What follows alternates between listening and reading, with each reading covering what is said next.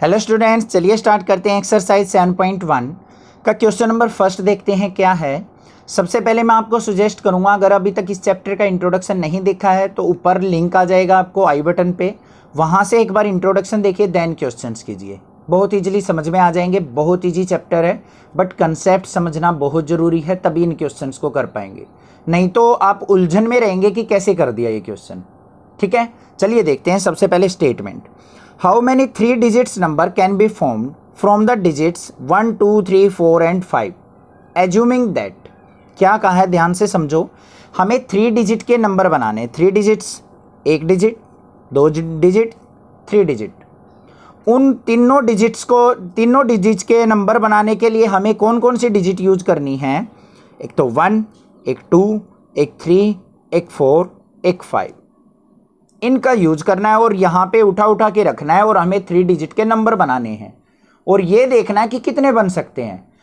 Condition first क्या है? Repetition of the digits is allowed. मतलब अगर हमने यहाँ पे पहले 1 यूज कर लिया तो यहाँ भी 1 यूज कर सकते हैं, यहाँ भी 1 यूज कर सकते हैं। रिपीटिशन अलाउड है, मतलब ऐसे नंबर भी हो सकता है हमारा 1, 1, 1, ऐसे भी हो सकता है 1, 2, 1, मतलब 1, 2 टाइम्स यूज हो गया। या फिर ऐसे भी कर सकते हैं, हमने तीनों 5 ले लिए, या फिर तीनों के तीनों डिफरेंट भी ले सकते हैं, 1, 2, 3। ऐसे कितने कॉम्बिनेशन बन सकते हैं वो हमने यहाँ पे बताने हैं। इस तरीके की चीज़ों को करने के लिए हमें मल्टीप्लिकेशन प्रिंसिपल का यूज करना होता है। तो यहाँ पे क्या करेंगे हम? By multiplication principle. मल्टीप्लिकेशन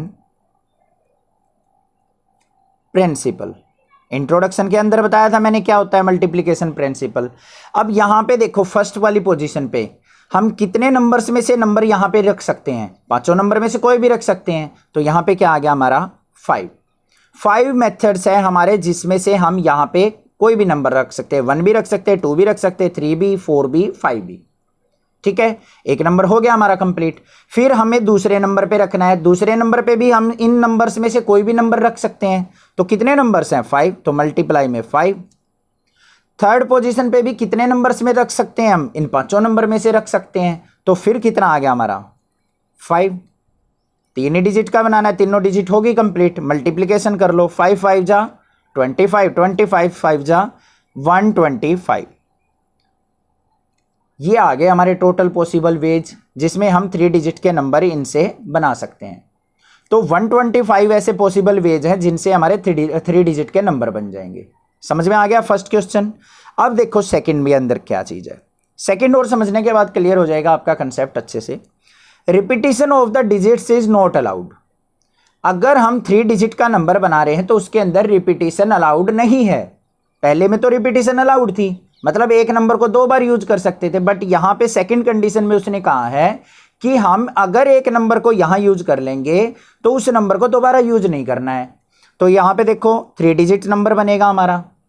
पहले नंबर पे जो डिजिट डालेंगे हम यहां पे, इनमें से कोई भी डाल सकते हैं। तो कितनी पॉसिबल वैल्यूज हैं? 5। तो यहां पे भी लिखेंगे बाय मल्टीप्लिकेशन प्रिंसिपल। इसी प्रिंसिपल का यूज करना है। तो पहले हमारे कितने पॉसिबल वेज हो सकते हैं? 5, क्योंकि 5 के 5 डिजिट्स में से कोई भी रख सकते हैं यहां पे। अब उसके बाद क्या होगा? मान लिया हमने एक डिजिट यूज कर ली कोई भी इनमें से, तो कितनी डिजिट बच गई? 4 डिजिट, क्योंकि जोन सी डिजिट हम यूज कर लेंगे उसको तो दोबारा यूज नहीं कर सकते। तो कितनी बच गई? अब 4 डिजिट। मान लिया यहां 1 यूज कर लिया, तो अब जो नेक्स्ट डिजिट आएगी वो 1 तो नहीं आ सकती, क्योंकि रिपीटेशन नॉट अलाउड है। तो कौन सी आ सकती है? 2, 3, 4, 5 में से कितनी डिजिट्स हैं? 4। तो कितने कॉम्बिनेशन बनेंगे सेकंड डिजिट के लिए? 4। फिर थर्ड डिजिट के लिए कितने बनेंगे? मान लिया 2 डिजिट हमारी यूज हो चुकी, तो कितनी डिजिट बची? 3 बची हैं। तो 5 मल्टीप्लाई 4 मल्टीप्लाई 3। तो कितने पॉसिबल कॉम्बिनेशन आ गए यहाँ पे? 5 4 जा 20, 23 जा 60। तो यहाँ पे क्या आएगा हमारा? 60 number of ways are there. समझ में आई बात? क्लियर हो गया होगा क्वेश्चन? कोई भी डाउट नहीं रहा होगा?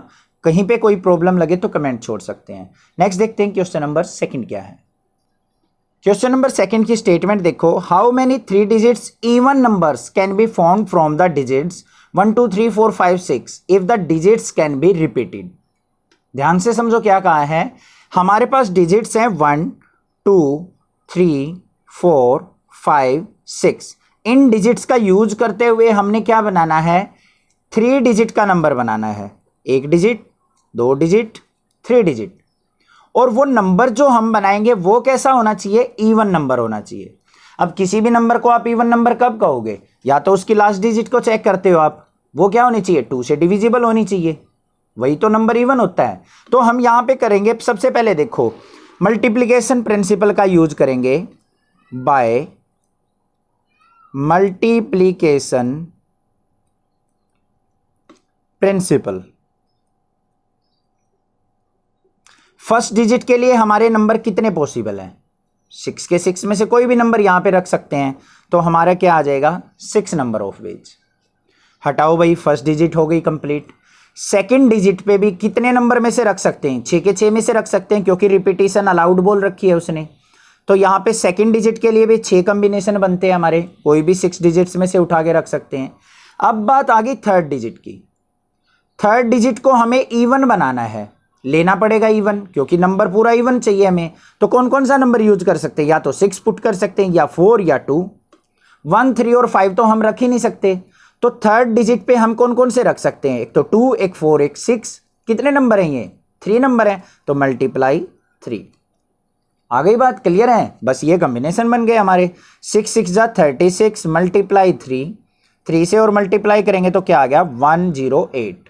तो यहां पे क्या लिखेंगे, 3 digit even number, 3 digit even number are 108। ये नंबर इतने कॉम्बिनेशन हमारे इन डिजिट से पॉसिबल हैं। क्लियर हो गया क्वेश्चन, अच्छे से समझ में आ गया होगा। नेक्स्ट क्वेश्चन देखते हैं अपना, क्वेश्चन नंबर 3 क्या है। क्वेश्चन नंबर 3 की स्टेटमेंट देखते हैं क्या है। How many 4 letter code can be formed using the first 10 letters of the English alphabet if no letter can be repeated.